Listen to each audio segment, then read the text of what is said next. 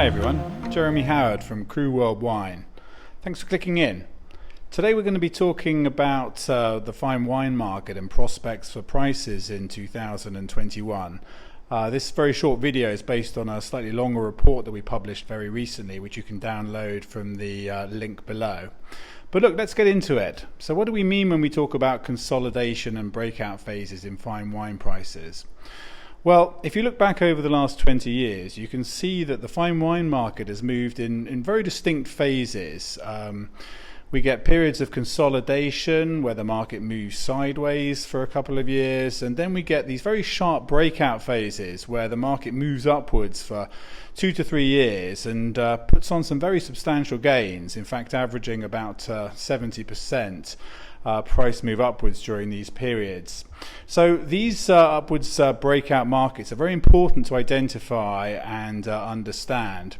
When we break them out into sections, we can see that there have been 4 consolidation phases and 3 breakout phases since 2003. This is based on the LiveX 1000 index.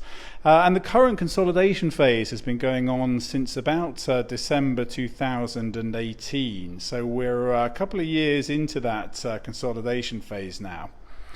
So what causes the market to break out? Well, what we've found is that the most important catalyst appears to be the market making a new all-time high.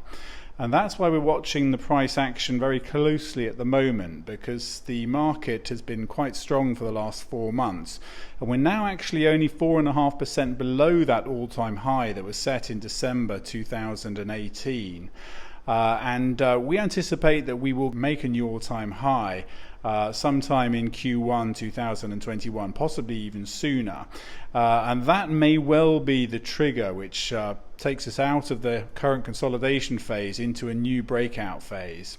What we've found also, looking back at the historical data, is that bear markets in fine wine really aren't too scary. Certainly not in comparison with other markets that you could have been invested in. The biggest peak to trough decline in fine wines since 2003 has been about 20% during the global financial crisis. When you set that alongside other more established asset classes that have declined much greater percentages than that, you can see that fine wine is really a great place to be positioned if you're not too sure what's going to happen with financial markets. So what should you be doing now? Well, we would suggest the most important thing is, be invested. You don't want to be chasing these trends. When fine wine prices move upwards, they tend to move quite sharply, and it can be quite difficult to chase those trends. So we suggest look at our global recommended portfolio, start thinking about positioning yourself over the next couple of months, and basically just get ready. And of course, do talk to us. We have a team of analysts here who'd be more than happy to work with anybody who wants to structure a fine wine portfolio.